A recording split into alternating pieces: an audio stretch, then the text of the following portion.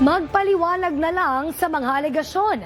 Yan ang payo ng Malacanang matapos humiling ang kampo ni Vice President Sara Duterte sa Senado na ibasura ang articles of impeachment laban sa kanya. Ayon kay Palace Press Officer Undersecretary Claire Castro, kailanman ay walang naging denial o pagtanggi ang bises sa mga paratang. At sa halip ay idinahilan nito ang technicalities o pag-question sa mga nakalap na ebidensya. Kaugnay dito, nakasalalay na umano sa senator judges kung ibabasura nila agad-agad ang impeachment complaint.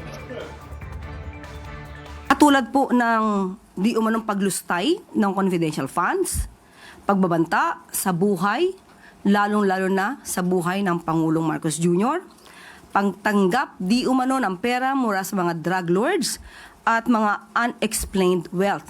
Lumalabas sa kanyang tugon ay hindi niya to dininay.